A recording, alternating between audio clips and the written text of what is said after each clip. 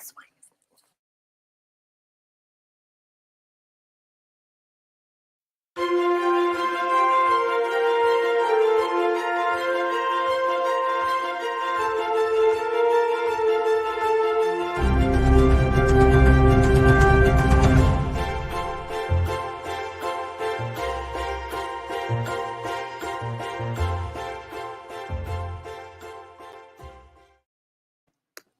Hello, my friends. My name is Kate, and welcome to the Plus Platoon. I am one of the members of the Plus Platoon. I am so excited that you all are here hanging out tonight. Hey, who are we? We are a Disney Plus fan podcast that gives honest and spoiler-filled reviews of movies and shows on Disney Plus.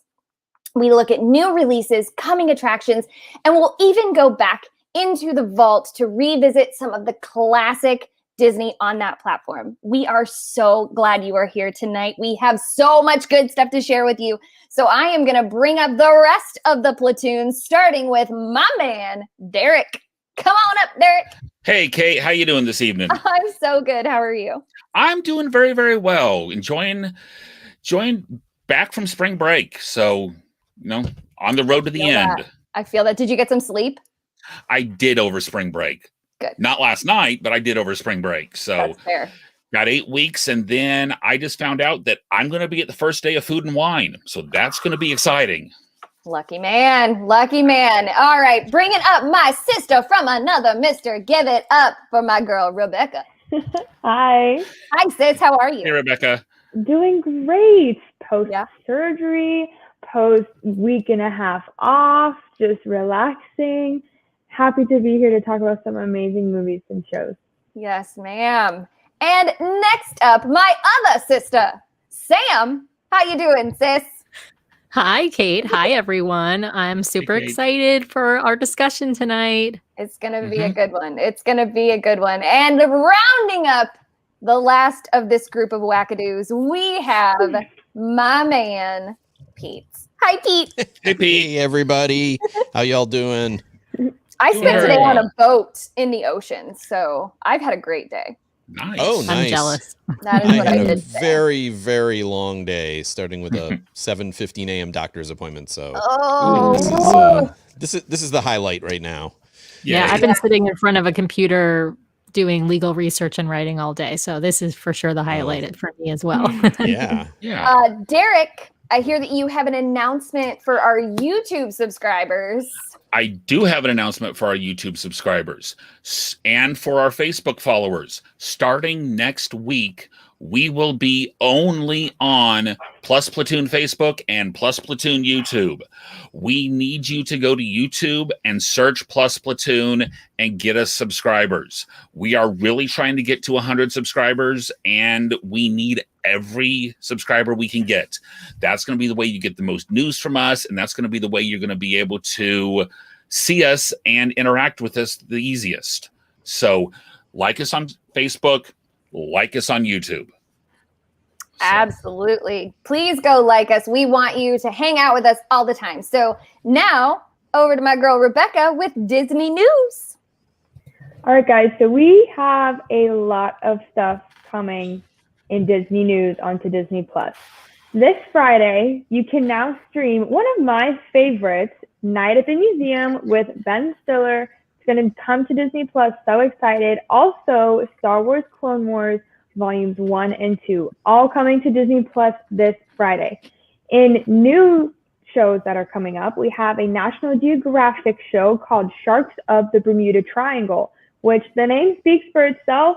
I'm excited to watch it and learn more about sharks and all of the stuff that's in the Bermuda Triangle. It's one of the craziest things ever. Then they also have a show called Made in a Day coming out, which is a basically how it's made reboot. It's about modern things, telling us how they're made. We go into different factories and get to see that. So I'm really excited. Last but not least, we also have Cruella on May 28th and Black Widow on July 9th, which will be available on Disney Plus with Premiere Access. So really looking forward to getting to watch those as well. You are right. It's so good. So excited for Cruella. Yeah. I know Brian over here said, wait, how did Kate get on a cruise? Man, brother, I wish I was on a cruise. I was just out on a boat with some friends, but it was smooth sailing, so it was great. Okay, everybody, it is time. Did we lose Sam? We lost Sam. She's coming back. Sam's got internet issues tonight. Okay. All right, everybody. We're getting into the meat and potatoes of what we have tonight. Welcome back, Sam.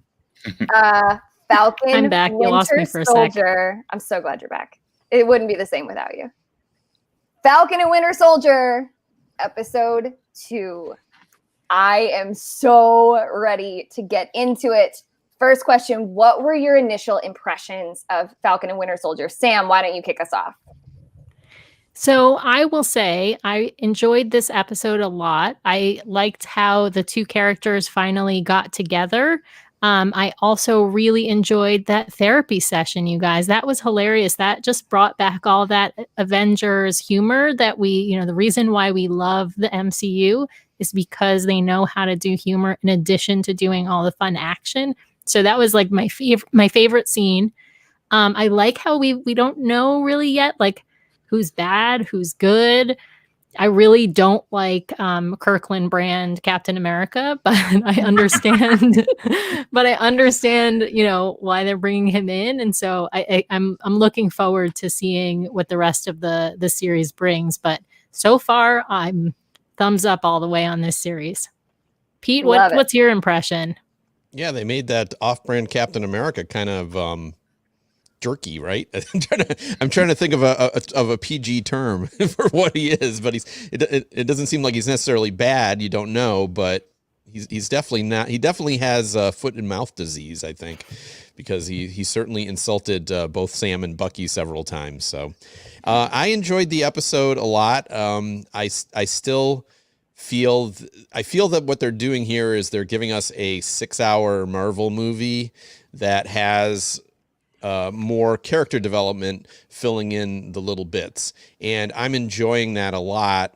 If you take it as this is a TV series, things are going to happen slower than they would in a movie, and so you're getting a little bit of that character development of the two characters. Now we're getting them interacting with each other, getting to see how they felt about their relationship with Captain America, and you're getting some quieter moments with the characters. So I think that's nice.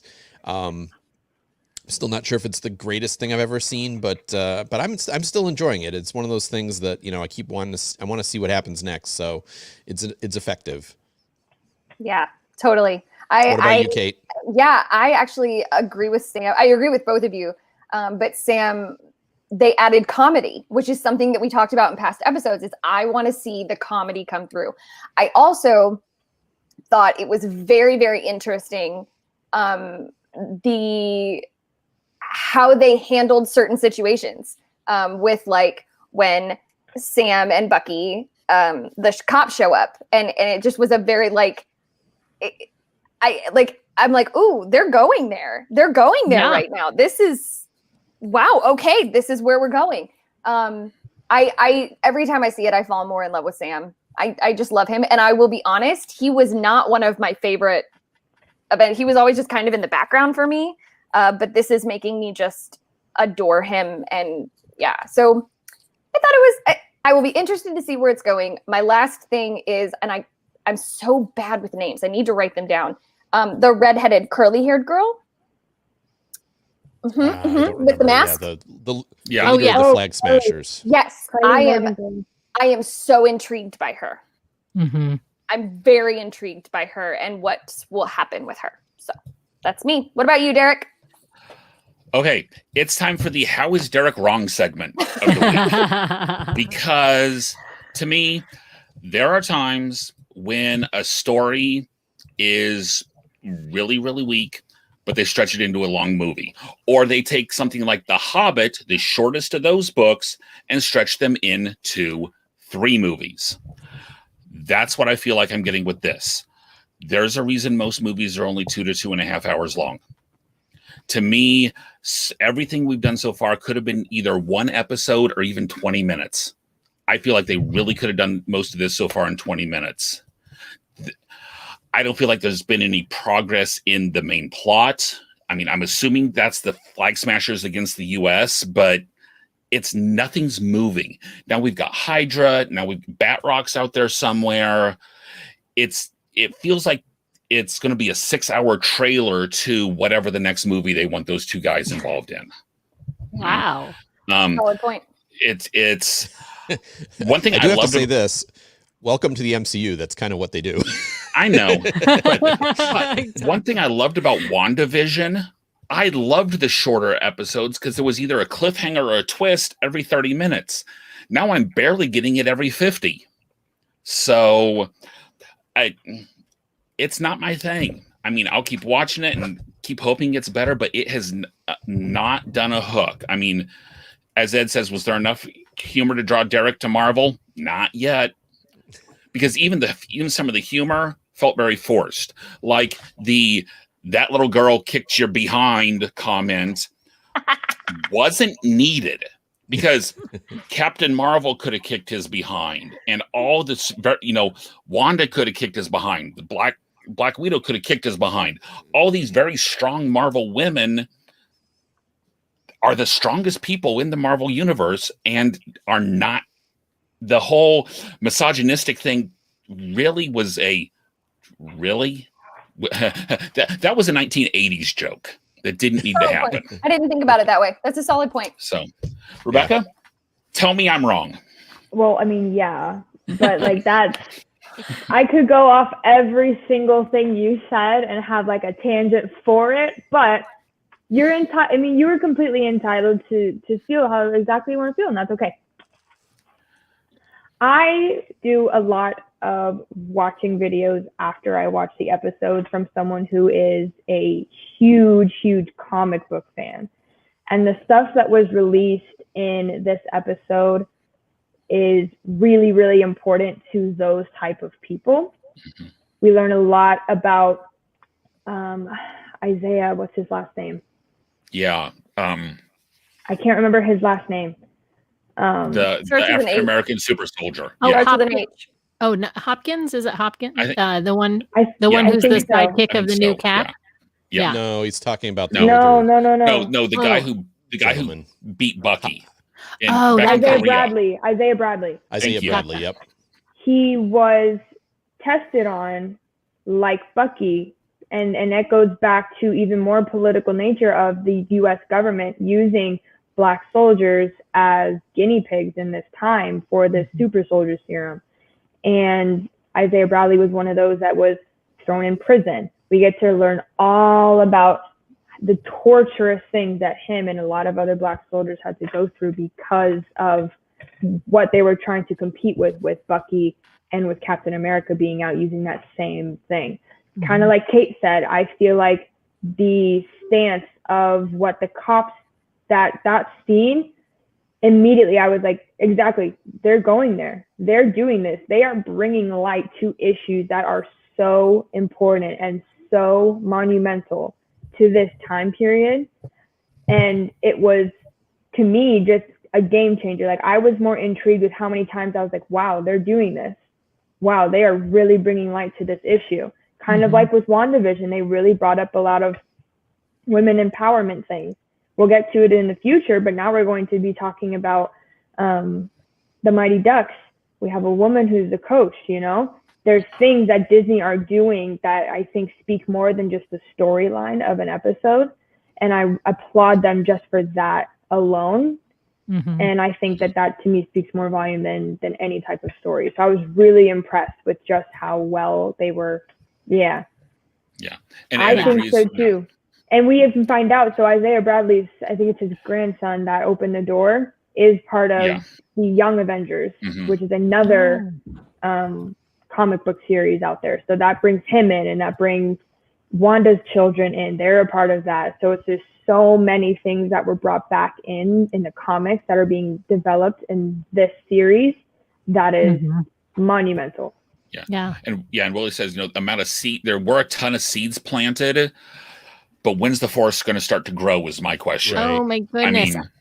I mean, one wanted to point out there was, the new character that we met who is the sort of the sidekick to the new Captain America, the Kroger brand or Kirkland brand Captain America. He called himself Battlestar. So I know there was a reference that, in Ed's comment to a character Battlestar from the comic books, but I actually think it's not going to be Isaiah. It's this other guy. I think his name was Hopkins or something. So anyway, just wanted to point out that little nugget. It's to Willie's point, tons of little seeds being planted for the future movies and obviously for the rest of this series.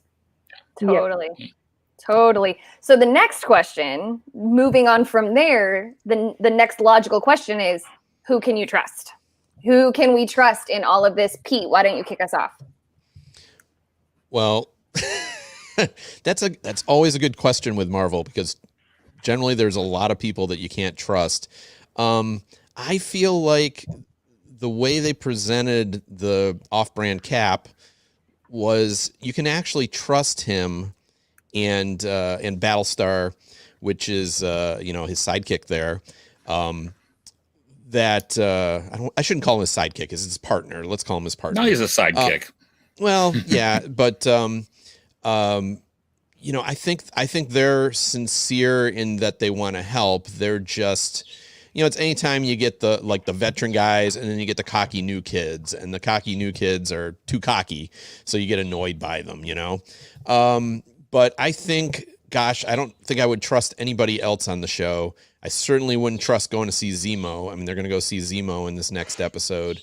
I definitely wouldn't trust whoever put new Captain America out there. And they also mentioned the power broker in passing. So what's interesting is the super soldiers. And I did look it up real quick. The name of the Flag Smashers head of the Flag Smashers is named Carly. And I'm thinking maybe that group is going to turn out to be on the side of good, and they're working because if they're working against the power broker is typically seen as a villain. So maybe we're going to get surprised that that group of Flag Smashers are actually trying to do good, even though they're not really, on the side of the government. So yeah, I don't know. Who can you trust? I don't know. I don't know who you can trust. I trust Cap and Bucky. All right, Bucky and Sam. That's about it. But I think, as I said, I'm kind of feeling like the Flag Smashers aren't going to be the real bad guys here. Pete, what do you think, you literally took the words out of my mouth. Listen, Sam has my heart. Sam and Bucky, I just feel like we have to trust them. And maybe I'm wrong because Marvel's really good at sleight of hand. But I am so intrigued by this Carly girl. I don't know if it's something about her look but I trust her. And I don't like that because they are portraying her as someone bad, but there is something about her that I'm so intrigued by. Quick question. Am I supposed to know who this Zemo person is? Yeah, you are. Zemo was the bad guy in Civil War. He's the one he was in control of. He triggered Winter Soldier. Yeah. Got it. It's been so long since I've seen that. Yeah. So okay. And he manipulated Iron Man and Steve to go to Siberia or wherever they ended up going. Okay. And got them fighting against each other. Basically, he kind of played them against each other, and then he was going to kill himself, and Black Panther stopped him from killing himself. So, oh my gosh! And can we talk about when the kid was like, "It's Black Falcon," and that conversation had me laughing out loud. Thank you, because it's been a really long time since I've seen Winter Soldier, Captain America, all that fun stuff. Derek, who do you trust? Short answer is nobody. I don't trust Bucky. I do not trust Bucky. Really? Nope. Because part of it is, yes, he's been reprogrammed, but in the end credits, it has the list of words that can be used to trigger him. So I'm not sure, especially with them going to see Zemo. not Zima, but that's talk about a 90s flashback. A flashback, yeah. But I'm not sure I trust Bucky. Pete, I don't trust the new Cap. I do not trust Kroger Cap. Because if he has a chance, is he gonna go against Sam if he has the opportunity to be the bigger hero? Because I'm also wondering, yes, he's supposed to be this physical marvel. Anyway, sorry. Dad joke in there. But I think he's a super soldier. I really do. Because otherwise, they're setting him up for this and I don't buy it. Also, I'm not sure about somehow Sam's going to get the shield. So that tells me something happens to Kroger Cap. So, yeah, I feel like he's not going to make it. Let's put it that way. I don't think he's going to make it through the whole season. Kroger Cap, but I don't think he's going to make it. You could be right. It could be that he betrays and Yeah. It's just, I don't trust. Yeah. And to me, trusting someone to me means they're on the side of Sam. Because that's how because I think they could be not trust someone, but both be working towards the same end. So I think trust is going to be kind of a fluid thing here. I just feel like they're not going to turn Bucky again because they already did that. I mean, they kind of, that's what happened in Civil War. So I know they could do it again, but I just feel like I don't feel like they're going to do that again. I think there's going to be an episode where he's at least tempted, or they try to turn him. So, Rebecca, how about you? Who do you trust? Not you, Derek. I know what I mean. I'm wrong. We have established I am wrong. At least according to these four. I truthfully want to know which one you want me to start on. Because who do you trust? Do you trust anybody? Do you trust anybody? The only person that I can say 100% I do not trust is the government. Oh, yeah. Down with the patriarchy. Even if Bucky gets turned, it's out of his control. So I trust him because it's not like he's voluntarily changing himself back to Winter Soldier to cause mass destruction and assassins. It's something that he can't do anything about that. So I have to trust him. It's not. And I think that goes to your definition of what is trust. Cool. We're getting deep now, folks. Yeah. I think trust goes to the inherent nature of the person, right? So I'm with Rebecca on this. I feel like I feel like I can trust Sam and Bucky, but I'm not sure of who else I can trust. Although I agree with Kate that Flag Smashers, at least this group led by Carly, this group stole the medicine from somebody else who's coming after them, and so that's probably the bad guy. I don't think they're the bad guy. Oh, sorry, Rebecca, you had something else to say. She wasn't quite done, but yeah. Oh, sorry, I didn't mean to. No. And I mean, it's a round robin, but I believe that the vaccine that they stole, the medicine that they stole, is actually this serum. So here's my theory, and that it is Power Broker is the number one villain. He's this guy that eventually Sam, Bucky, maybe even Kroger Cap, I think probably the Flag Smashers all are working together, because I also believe that the Power Brokers are distributing, or he is distributing this soldier serum to anyone who wants it. He has this power and is able to sell this soldier serum to whoever. It was tested on all of the Flag Smashers. The reason that they're able to drop kick people tens of hundreds of feet, backflips from whatever, from moving semi trucks. There's something there. The same, I think that this guy is probably the main villain.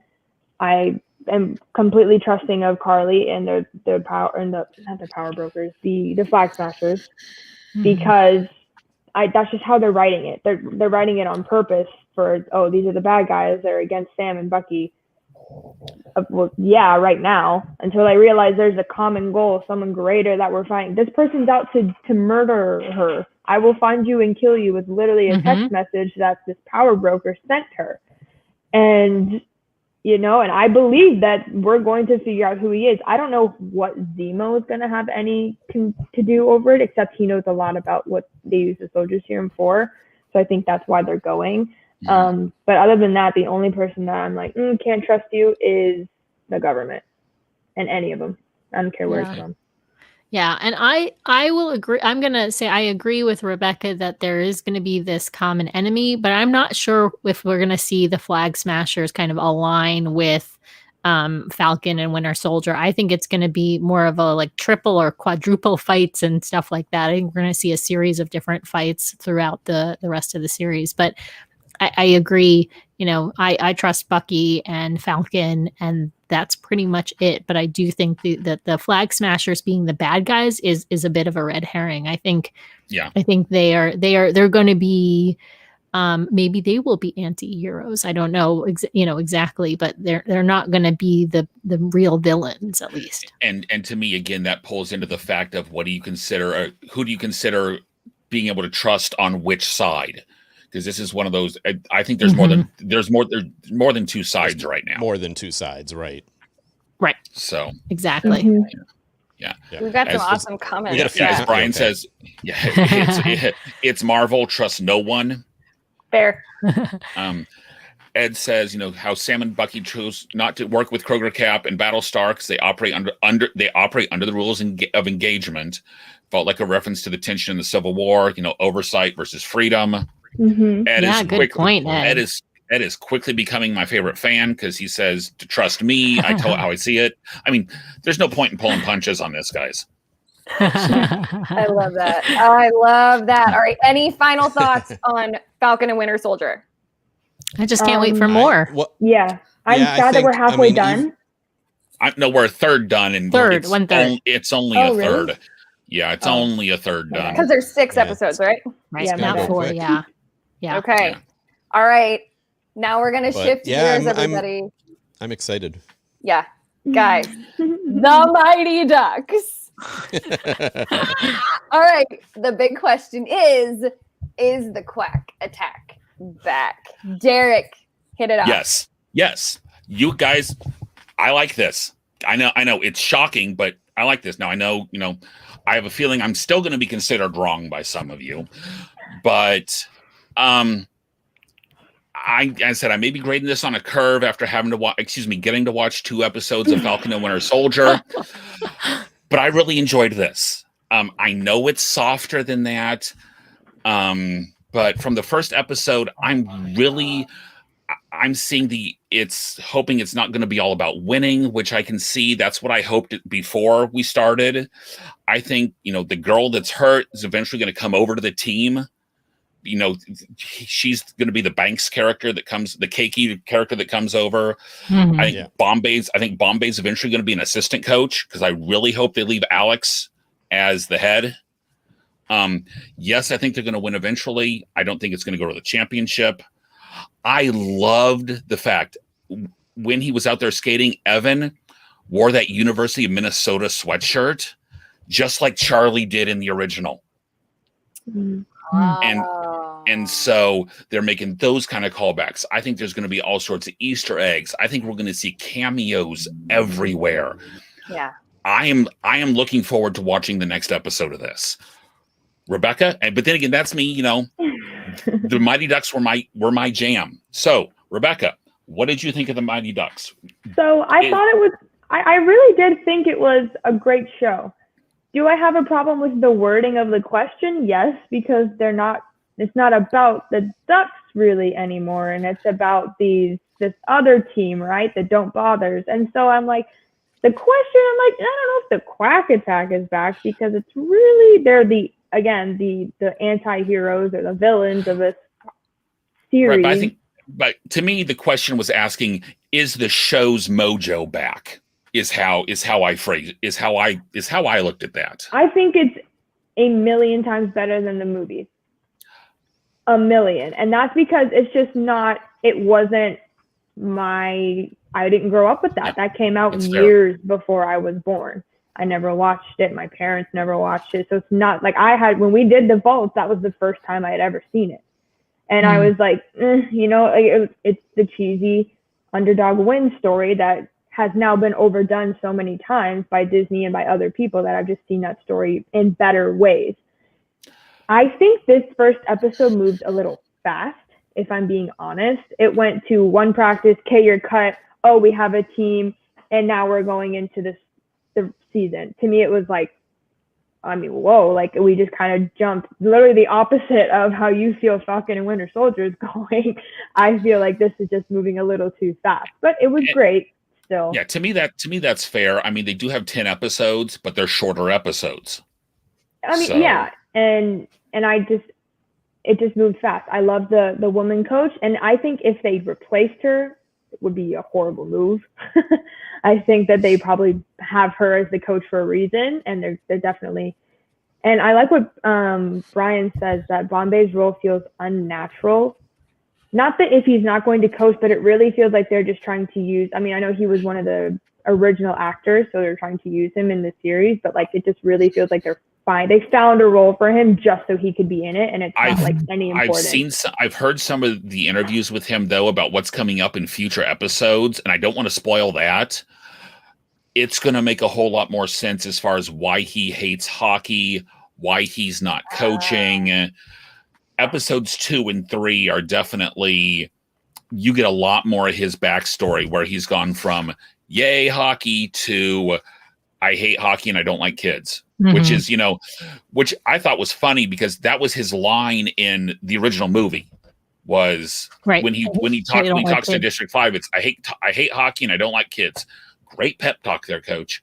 So, Sam, what are your thoughts? So first, I would like to point to Brian's next comment, which is, I guess he's like the Miyagi, which kind of feels a little bit that sort of makes sense. This idea that he's sort of the elder teacher to teach the new coach.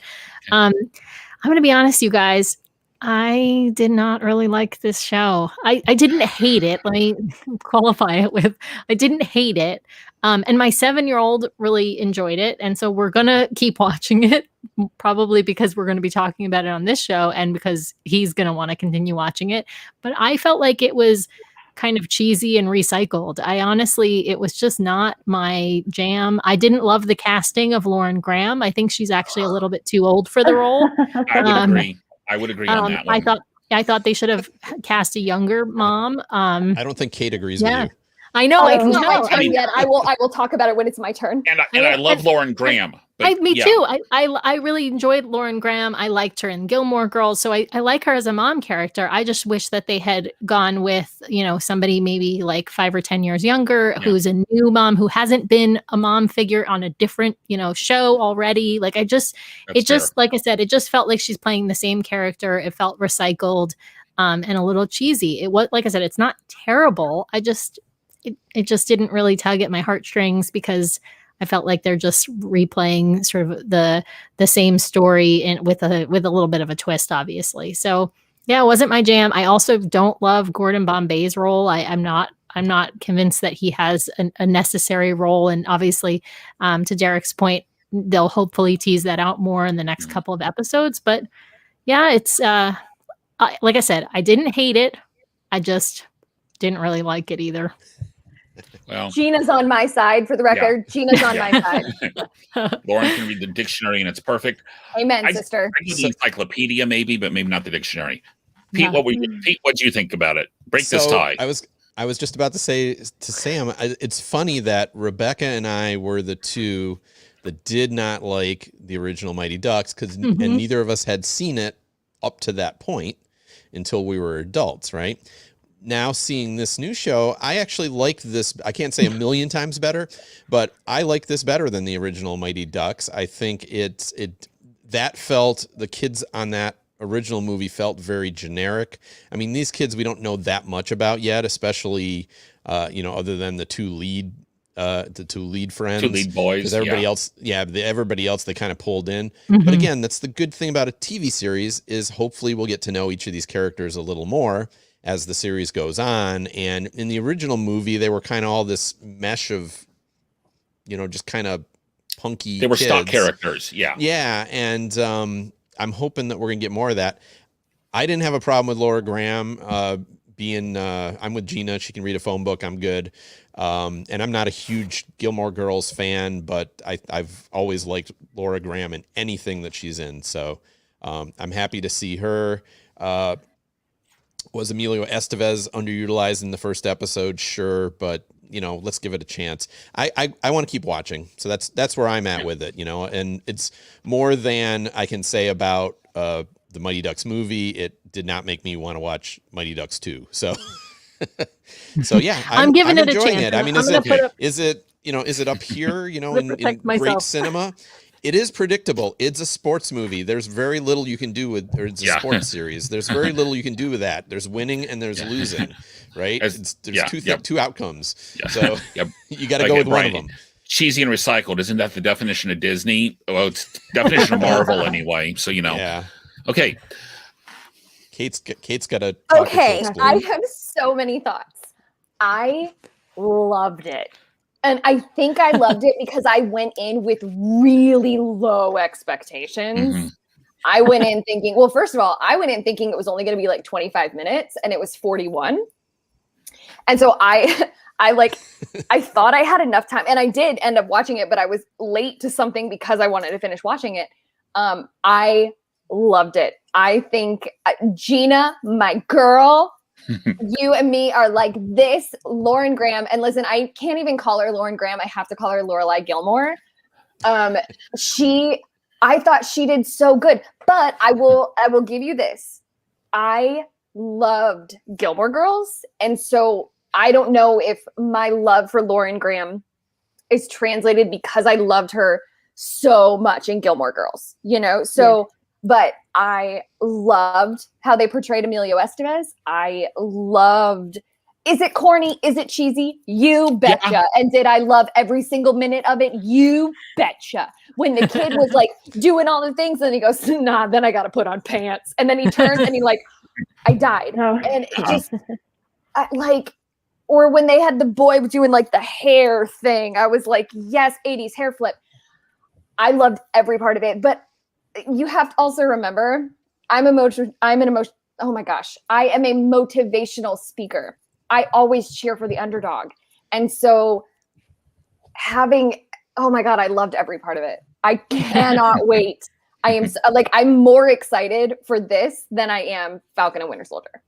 Yeah, totally. I'm so excited for this. Yeah. I think I was only pleasantly, I can only give this Mighty Ducks a positive review because I was so underwhelmingly pleased with the movie that this just seemed like such a good step above that I was like, okay, you know what? I can watch this. Had we did Back in the Vault of the second, you guys have already said not to watch the second or third Mighty Ducks, but I probably wouldn't have participated. I was like, no, I just can't. But I can do this show because it's just such a step above. Yeah. When I first turned it on and it said, okay. Go ahead. Pete. Go ahead. I said when I first turned it on and it said 41 minutes, I was like, ugh. I thought this was a 20-minute show, but then I ended up enjoying the 40 minutes. So yeah. Go ahead, Kate. No, I can no. Ed, you just feel me, brother. He is on the moon, and I don't have my sign. I will have it next week. Don't you worry. Sorry, Kate can't be with us anymore. No. That was really well played. Yeah, thank you. I loved it. So, any final thoughts on Mighty Ducks? Jennifer says, I think Lauren Graham would be a great portrayal of what a modern mom could look like, older single mom figure. Yeah, I'm kind of with Sam on this one. To me, a little too old for. I mean. Unless I really hope this doesn't happen, that they try and get some kind of a romantic interest between her and Bombay. 100%. That's what I think. I know. I know that's coming. I don't want it to come. Yeah. Yeah, that's why that was. So that's Yeah.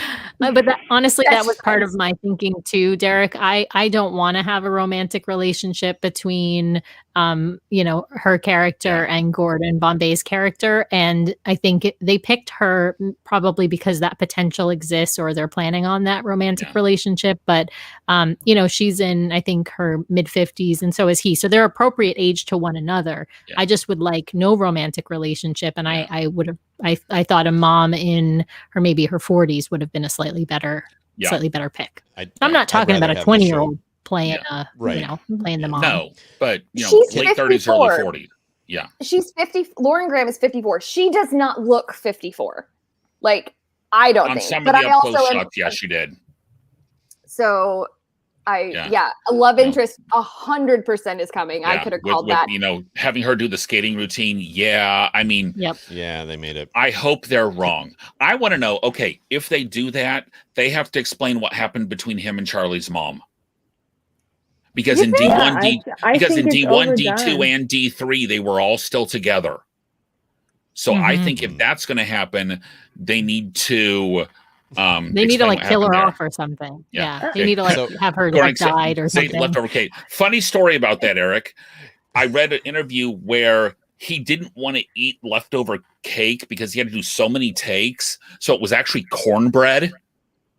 And he got he would have rather had the cake. He got so sick of dry cornbread with frosting on it.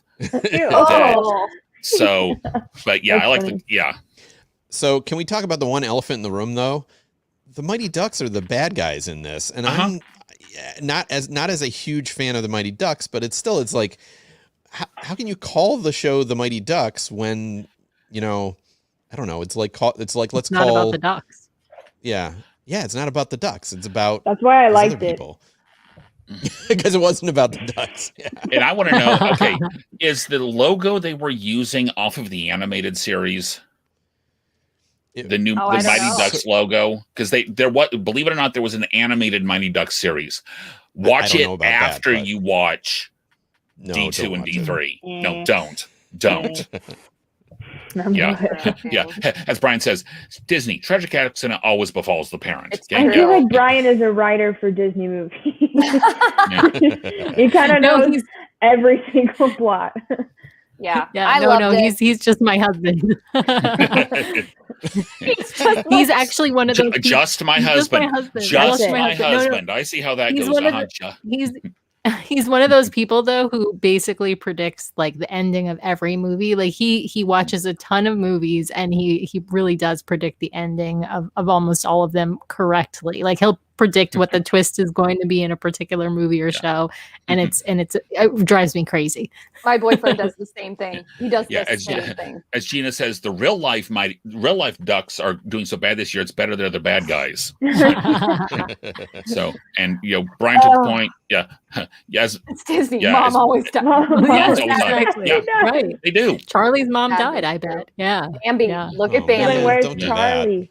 Oh no. All right, everybody. Well, that is it for this week. I hope you all enjoyed it as much as we love hanging out and chatting and disagreeing with Derek. Although I agreed with Derek this week. I know. Next week, as Derek was so nicely pointing, we have the 3rd episode of Falcon and Winter Soldier and the 2nd episode of the Mighty Ducks. Remember, we talk all things spoilers, so make sure you watch those before you join us. And a nice reminder, we are not going to be, and make sure I say this right, Derek, on the My DVC Points Facebook anymore. We are going to be on Facebook/Plus Platoon. So make sure you go and like that page so that you can join us live every Wednesday. We want to be here. We want to see your comments. We love hearing what you all have to say.